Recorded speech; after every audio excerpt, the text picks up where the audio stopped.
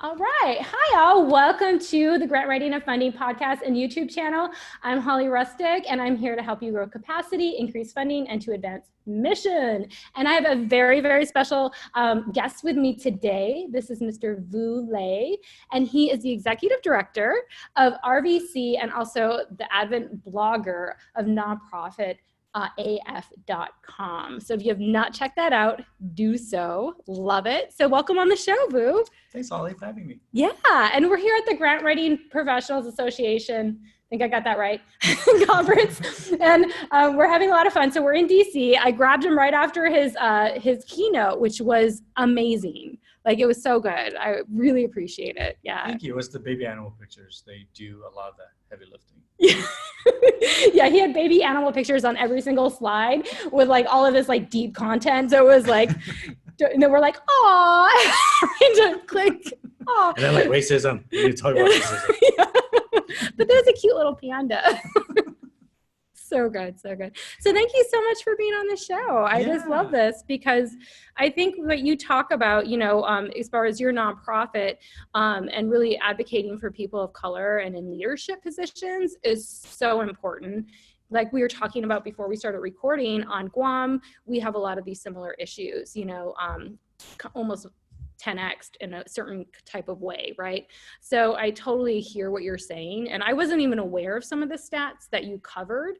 You're saying like plus 90% of different funding goes to white-led organizations. So I was just like, man, that is actually very true. And especially like white male organizations, we see a lot of that. So there's definitely racial disparities in the sector. Yeah.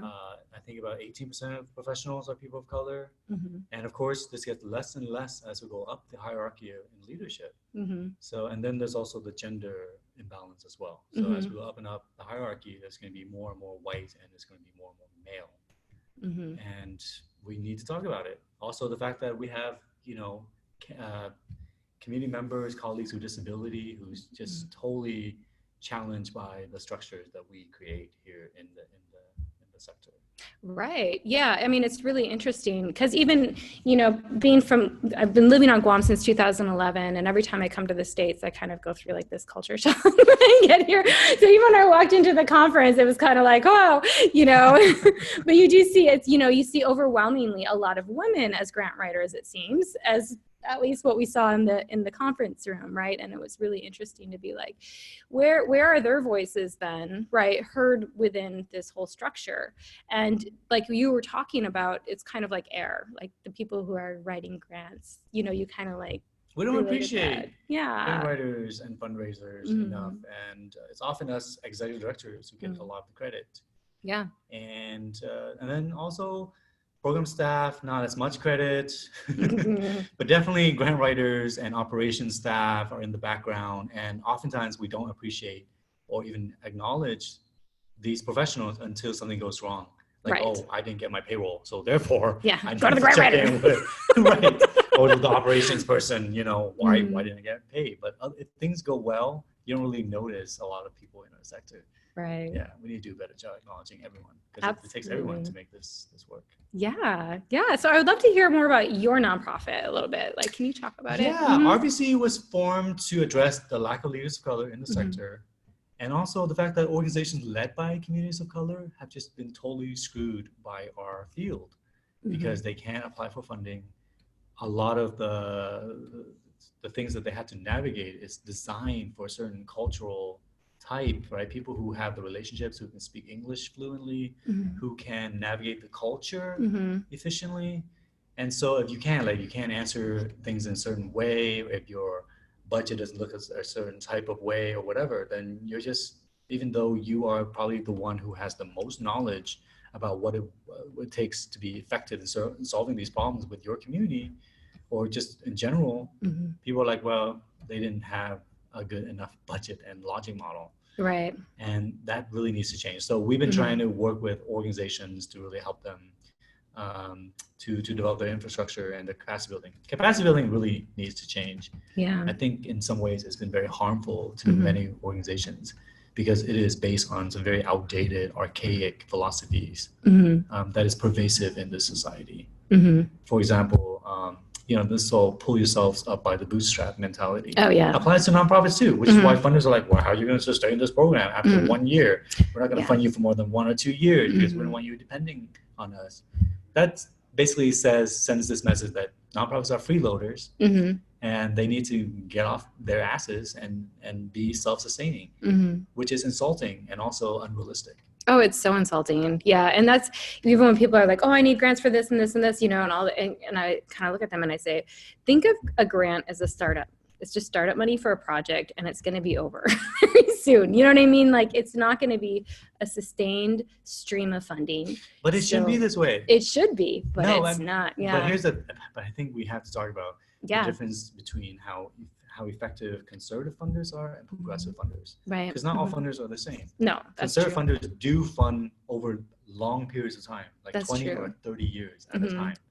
And over here on the progressive side, we are lucky if we get like 3 year, maybe 5 years. 5 years is like miraculous. Yeah. But conservatives, they fund for decades at a time. And that's why in the last few years, they have been so effective. And so we have to get out of this, like, nonprofits are parasites and freeloaders sort of mentality, and are we actually partners or not?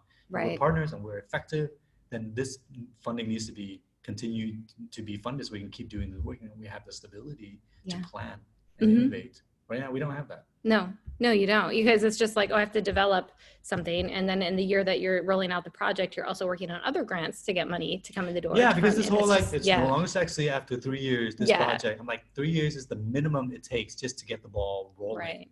Right. Something, and then at that point, it's like, oh, you're no longer innovative, and we're gonna fund something else, something shinier. Right. I think foundations do a better job. I mean, not all, but of sustaining funding. Like federal grants, you jump around a little bit, and it's easier to get funding once you've had a federal grant to get another federal grant, right? It's like that whole thing.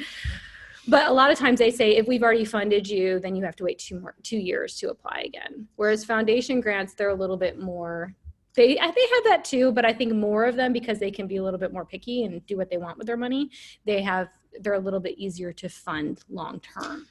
Yeah, but this is the thing. We have to get out of this mentality that it's their money. Yeah. When a family gives money into a foundation, they set the money aside, that money is no longer their money. And yet we still have the sort of belief that this is the family's money. It is not. It is public money, right? And we have to treat it as such. So we have to get foundations and family members out of this mentality that this is their money, especially when so much of the money is like tax shelter. Right. Money that should be going to taxes to be democratically utilized by the public. But instead we've been squirreling money into grants, and lots of them do really good things, but it cannot be this sort of pet project sort of philosophy, right? Where it's just like, I'm just going to focus on the things that I know, which means that you're going to focus on things that resonate with you. And there are lots of good things, animal missions and everything, and parks and environmental. Yes, these are all important, but that also means that we are not addressing things that wealthy individuals don't want to think about because it makes them uncomfortable. For example, systemic racism, or the fact that we have kids in cages right now, or the fact that Black community members are getting shot and killed for being Black because it's a racist sort of system that we are in. No one wants to fund many of these things. They want to fund advocacy. So we have to do just a better job just talking about these different issues and lifting up these important things. So how do you think is a good way to go about getting funding for those types of projects? Well, I think funders have to do a much better job educating themselves and getting out this mentality that they are like this neutral party, and nonprofits just need to apply and play this Hunger Games, because that's what it does. It creates this Hunger Games. And it's kind of like, imagine if a food bank is like, we know there's lots of hungry people and we only have so much food to go around. So we're just going to ask poor people to write essays and talk about how hungry they are. And we're going to score them on a rubric about how hungry, how good their essays are. And then we'll give food that way. Yeah. That's ridiculous. It is. So funders have to take on the responsibility of actually going out into the community and find out what are the needs, so that the burden is not just on organizations and communities to demonstrate the need. And so that is something that we have to start shifting. Also, funders have to be doing this. And that means, and if they go out and they actually start listening and doing the research, they will find out that there's things that are effective that they need to focus on. Oh, I love that. I love that shift of, Yeah, because I know a lot of times it is applying to the different foundations, and it's always you have to showcase that need. You have to, you know what I mean? And it's like, even for different HUD grants, I know I've been a part of, oh my gosh, those are hard because you have to show a certain type of homelessness is according to their definition. So basically it's like, okay, they need to go sleep on the street in front of the place for 24 hours after 30 days, just to, you know what I mean? Just to say that they're homeless. It's just ridiculous. It is so just, it's gotten, like, I think you're talking about in your speech, that intellectualism to that point where it's just like, it makes no logical sense at all anymore. Even these logic models. We have logic models, yeah. you know, as much as I sometimes like them, they have been weaponized a lot. And oftentimes at the detriment of organizations led by marginalized communities. Because, you know, I remember helping an ED of color write a logic model. It took 12 hours because I had to go to her board and facilitate a 4-hour meeting to talk about what this is and etc. And then we submitted a grant and it was rejected. And their response was, well, sorry, you know, your logic model wasn't good enough. It didn't talk enough about poverty, or it didn't have enough arrows or whatever. This was for a $5,000 not color coded grant. Yeah. Right. Yeah. And I'm like, what? The logic model is just basically, why are you doing this? What are you going to do? What are the outcomes? I mean, that's basically the entire thing. You could ask that in a paragraph form. But no, instead we start kind of ritualizing and intellectualizing many of these things. And they just become thoughtless hoops to prevent communities. And this explains, helps explain why 90% of funding is still going to white-led organizations, because they can play the game better, more effectively. Absolutely. I know one organization, the Administration for Native Americans, have you worked with them at all? No. They're really good, actually. They understand that a lot of the people that are applying are obviously of tribes, and they may not have, this background. So they go in and they do a lot of free training and consultation, and their peer review is very robust. But these organizations are very few and far between, that actually understand, I think, we need to, assist, more in that application process. But still, it is a very, very lengthy, complex process. So it's just, so how do we then, getting the foundations, getting people who are the funding sources more into the communities, more to do their part, if you will. What else can be done to really, I would question this entire grant application process. We always talk about how do we improve grant processes? But the question I would really pose to the field is, are grant proposals even the best way to distribute funding to communities? And I would say, no, they're not. Okay. We waste hundreds of thousands of hours. Brilliant grant professionals are out there, writing grants, which I think is great. But we have to stop and think, why are we just copying and pasting from one thing to another? And why is so much money? As I mentioned in the keynote, if a grant takes 10 hours, and to write, and there's 100 organizations applying, that means 1,000 hours is spent. If only 10 organizations get funded, that means 900 hours are wasted. Yeah. When we could have just submit our own master grant, and that's just excellent, has everything, and a lot of the information is already on our website. It's already on our 990. It's in our annual report that you can just download. So why do we have to go through the rigmarole of translating things into the whims of various different funders, which is I want my grant proposal to just be 5 pages or 1 page or whatever, when all the information. So it's okay to waste our time, the people who are doing the work, but it's not okay to waste the time of people reviewing grant application. And that just sends the message that their time is more important than our time, even though we are the ones out there making the world better by providing services and programs. It makes no sense. So people ask me, well, if we just get rid of grant applications, what do we do? Well, again, it's about foundations doing their due diligence and doing the actual work of finding which communities that need. And it's going to be communities that are most marginalized, most affected by social injustice. They're not going to be the ones to write the best grant proposals anyways. Finding that out. Or wouldn't it be great if we just all have a central grant proposal? Or, reversing this sort of database. Why don't we just upload one grant application? If funders, they can just go and find all the information. Exactly. They need to. If it was just all the same, and they could just even be on your website so they could go and look for it, that would be so much better. That's Sorry. I'm like, mind blown. No, I love this conversation because I'm always in the nitty gritty of it, right? So to be like, no, why don't you just change your paradigm? And I'm like, oh my gosh, that is liberating because it's frustrating. Even I'm like, oh my gosh, you keep going back and forth, even negotiations. And can you just change the past tense to the, you know what I mean? It's ridiculous. We don't have is. time for Yeah. the typo checking and all this Oh stuff. my gosh. And yeah. actually, it's extremely patriarchal. Mhm. It's patronizing. Actually had some friends who are grant writers who are like, oh, we didn't get this because we had a few typos and they said that we were not qualified or whatever. This is ridiculous. Yes, like because my grammar, does that reflect my ability to serve the homeless people or to, you know, serve women's needs or whatever? Like it doesn't, you know what I mean? So it's very interesting to be like, why would you marginalize off of that? You know, because they do. They do. They do. And it's based on suspicion. Mm-hmm. You know, we basically treat nonprofits the way the society treats poor people. Yeah. Yeah. So it's like, we'll help you. You know, you're poor, we'll help you. We'll give you money, but we don't actually trust you to buy food because we think that you're just going to buy beer and hot Cheetos or whatever.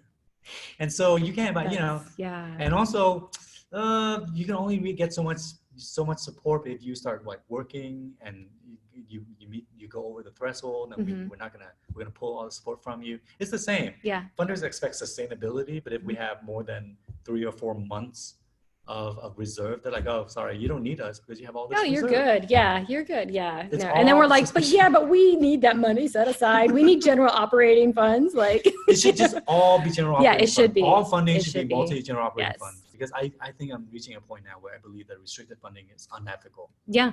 No, It is. you're right. Because it's No, preventing us from doing work that could help save lives. It's Yeah. like going to a doctor and saying, you can't use this scalpel. I'm only going to fund you, and you can only use this money to pay for number 3 scalpels, but not number 7.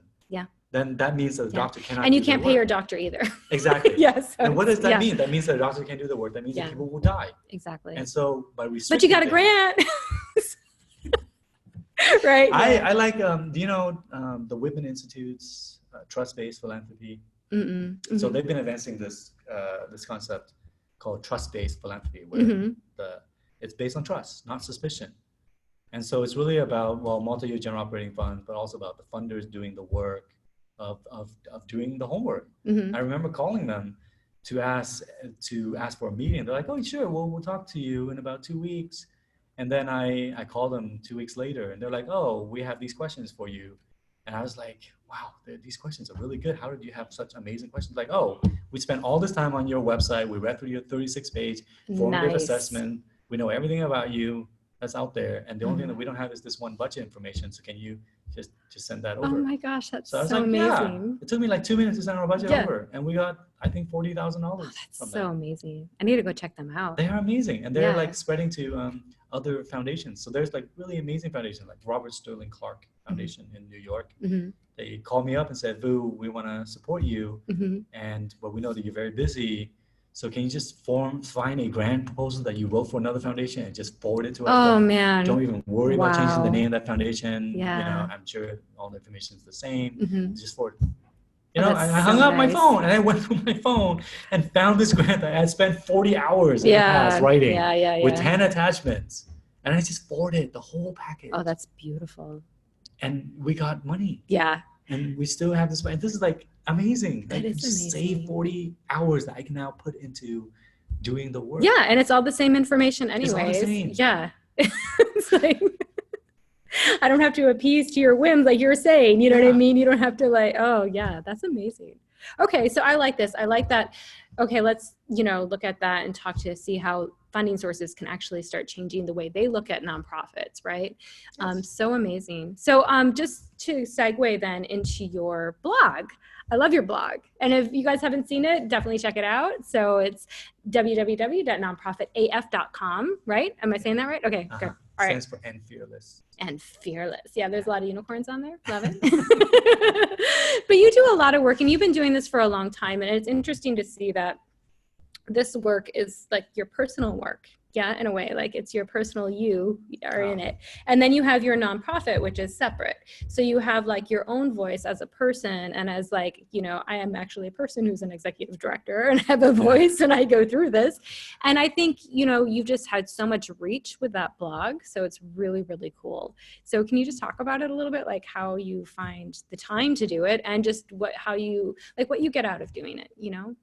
Yeah. Nonprofit AF has been around for about 7 years. It Mhm. was started when a funder SVP asked me to write for their website. And I said, cool. oh, it's a funder. I can't say no.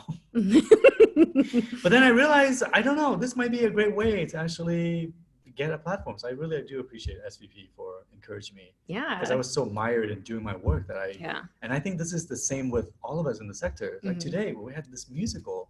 Yeah. And there was just so many talented singers up on stage. Yeah, they were like rapping. They were rapping. They were doing So cool. Grand Professional, the musical, Yeah. and it was a riff on Hamilton's. It was song. awesome. And I was just like, we suppress so much of ourselves to do this work. Mhm. So Mhm. so many of us are just so brilliant and creative and Yeah. talented in so many different ways, right? And I realized I really loved writing, Mhm. and I always have had, but my writing was so focused on grant writing the years prior. And I was like, you know what? I need to like tap back into this. So the blog was a great way for me to start really channeling my creative writing skills in a way that could be meaningful to the sector. Yeah. Because so much of the writing is academic. Yeah. And it's important to have the academic writing. It is. But we also need people to interpret the academic We stuff. do. There's so much jargon, right? That you're like, I don't even know what you're talking. And then people get I'm overwhelmed. Right? And they walk away. But your stuff is just like, you have references to like Game of Thrones, Star Wars. Like, you know, you do all this fun stuff that is totally relatable. Totally relatable. Yeah. Yeah. Well, it's for the people in the sector. We're human beings. We have interests. And there's just so many brilliant, talented, hilarious people in the sector. And we need to kind of recognize that. So I've been really grateful that I've had a chance and people have been responding to the blog. So I don't take it for granted. So yeah. It does take really a lot of time. Yeah. But because I know people are reading it, then it takes me 4 to 8 hours to write each blog post, and it's on a Sunday. I don't know, and I got kids, so it can be challenging balancing everything, but I know this is common for everyone in the sector. Yeah, but I love that you are still allowing your creativity to come through. I mean, it's just, I think it does help a lot of people. And then you also have a Patreon account too, right? So people can go and they can check you out and get, like, what's all in your Patreon, like if you're a member of that. Right? You know, this is funny because I was resistant to Patreon for a while until my friend was like, look, you don't have a paywall on Nonprofit AF. Anyone can access this. It takes you 10 to 15 hours to manage the blog. And do the and you're spending your money on the content. Like, you know, I believe people should get paid if there's people watching and listening and reading, right? You know what I mean? Like you said, that's your Sunday with your kids. So it's Sunday evening. Yeah. And then I realized, I don't want to put a paywall up because I know there's lots of people out there who appreciate the writing. But there are those who people have been asking, like, can we support you? Can we donate? And in the past, I was like, well, donate to my organization. This is, it's really helpful. But then I realized, you know, I'm taking my weekend days to write the blog posts and outside work hours. And that also affects sort of like my livelihood. So people have been very supportive. I appreciate that. But the levels are different because I'm just like, I don't really want to really it's not that so the levels are basically your unicorn. You donate $2, you're a unicorn, so that's the unicorn level. You donate $5, you're a unicorn. You donate $20, you're a unicorn. And the prizes you get is that I continue to write because I can't juggle any more levels and prizes and complexity. So apologies to all the Patreon I love it. supporters who's just like, this is all I'm getting. Yeah.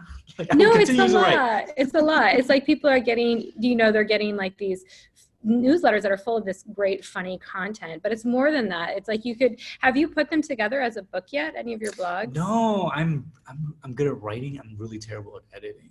Oh, that's okay. You can hire somebody. That's what I do.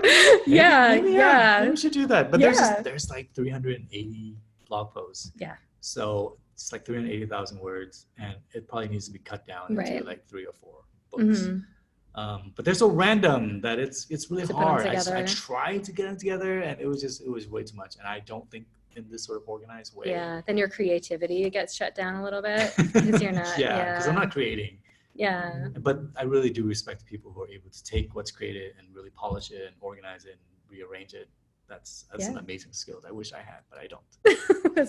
You can always hire someone to help you out with it. Yeah. But yeah, I think that would be cool. But I mean, yeah, it's just great anyways. Like, I love that you have something there where people can support you financially to continue writing, because like that's like its own little business. Like, you have created this huge platform, you know what I mean, to really help people and just make their day brighter. And I know I share stuff with my members and with people out there, you know what I mean? So That's it's Holly. just, yeah, you're welcome, because it just makes me laugh and it takes the stress away. And like you said, we don't, a lot of times as grant writers and people in nonprofits, they just don't, you know, take the time for their creativity, and it just, they get burned out. They have health problems. Like, I've known so many people in the nonprofit industry that have had heart attacks. They've died, you know what I mean? Yeah. And it's just, it is a lot of burden to be like, how, especially, you know, they have employees and these grants are running out. They don't know how they're going to pay them, you know, and those people have their stories, and it's just, there's so much to it, you know, so I really appreciate that humor is helpful. It really is medicine.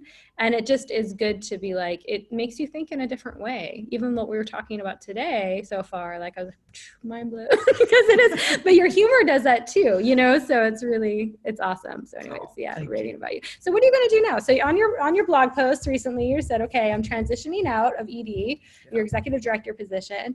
So what's the future like for you?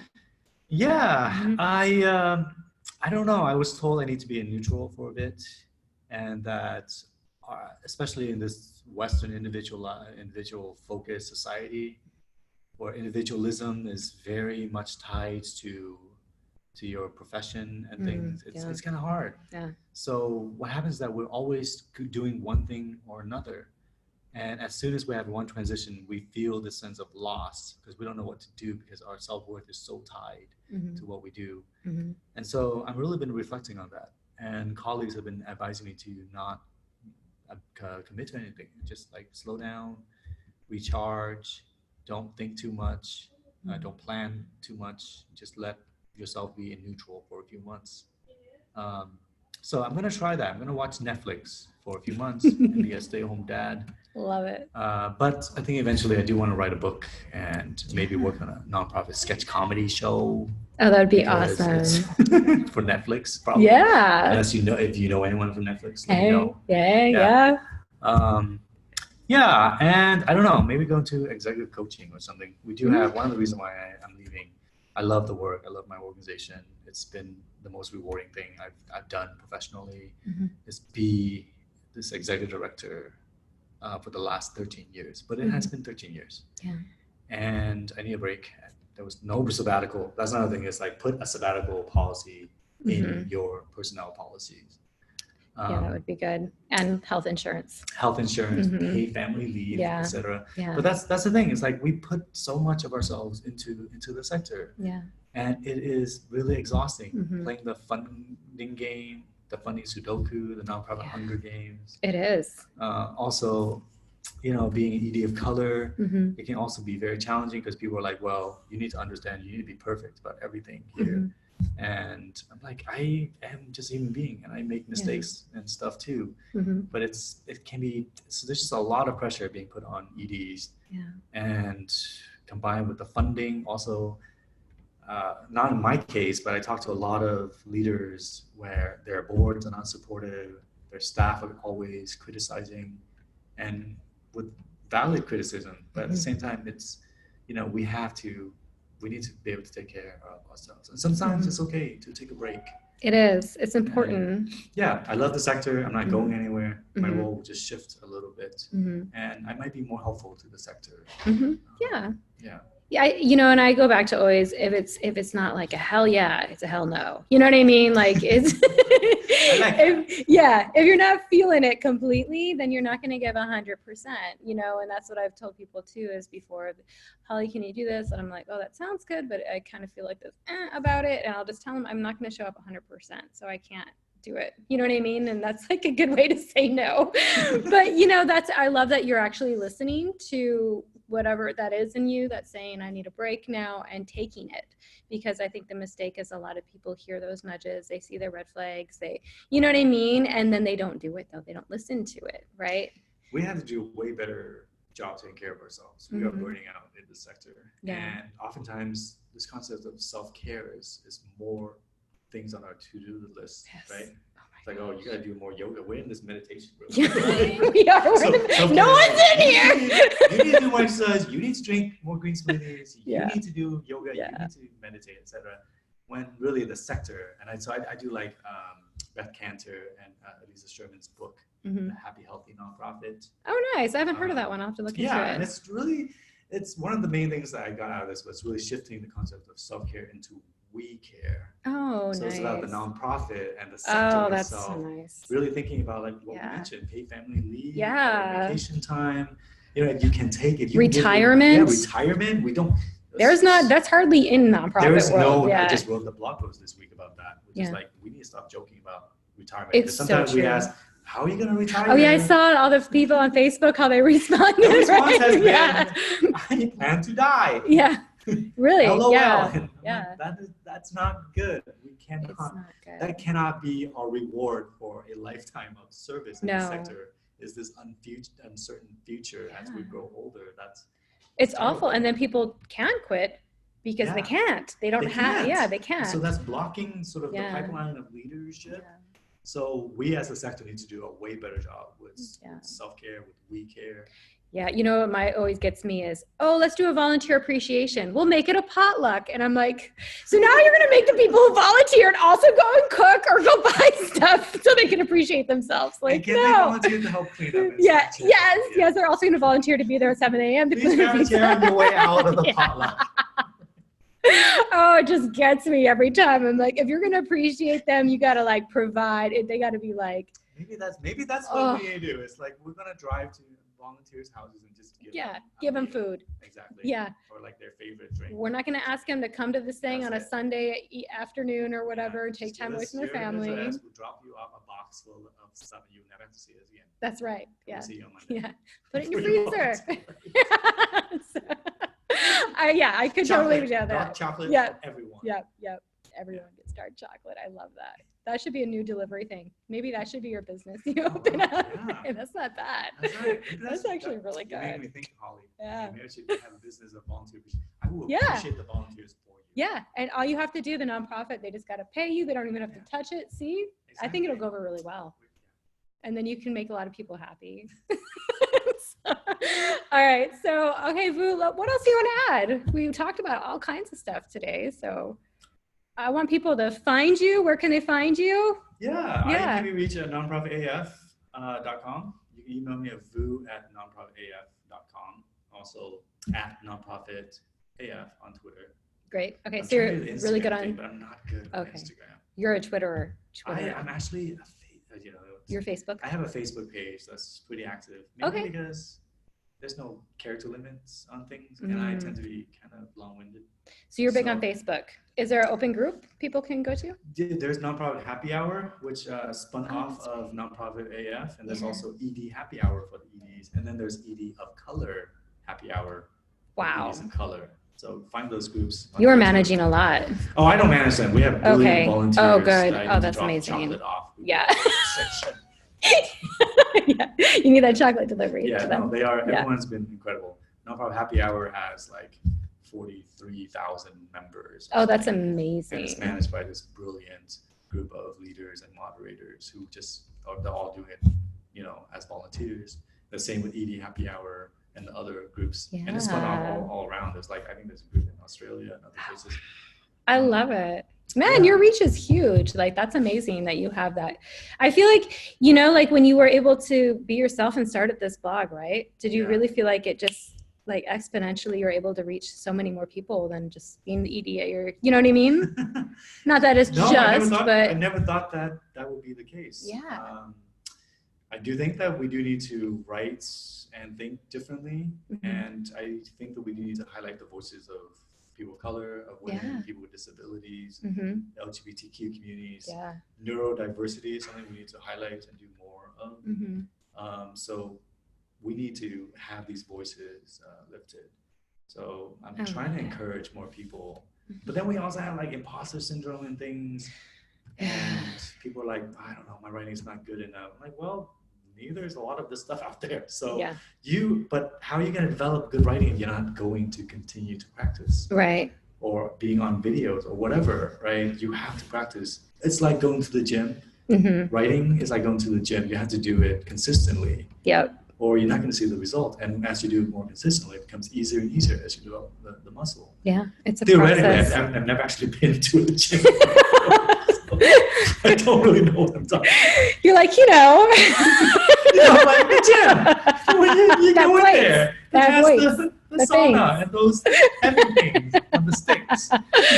Yeah, no, it's true. It's true. I also teach English comp, right? So yeah, and I say that with my students all the time. It's just writing. It's a process.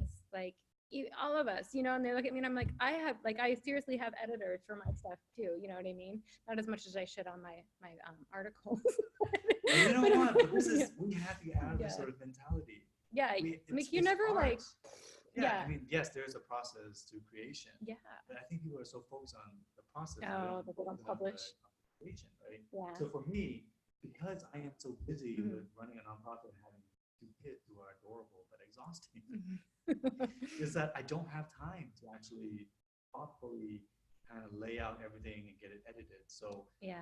I work from when the kids go to bed, which is about 8 p.m. So 8 p.m. until like 1 or 2 a.m. I do my writing and publish immediately. Yeah. There's no editing. Yeah. Yeah. And then the next morning I wake up, I'm like, oh my God, this is terrible. There's so much. You're like, but I'm busy. I got to go to work. Right. So just have a disclaimer on your blog, which is like, hey, Yeah. there's going to be some typos because I'm trying to get things out there. Quantity is more important. Yeah. Oh yeah. That's probably I've not had really people write me, be like, Holly, did you know this? And I'm like, yeah, it's nice to see that. So, and I'm like, you know what I mean? So it's hard to get back to a lot of that. You know what I mean? Like sometimes you can like, oh, that's like a big one, so I gotta change that. A lot of times though, I'm like, it's okay, and I just publish more because really people are looking at the content, right? They're not looking necessarily at all the grammar and everything. And we have to get out of that. yeah. We need to focus on creating the content and saying important, courageous things.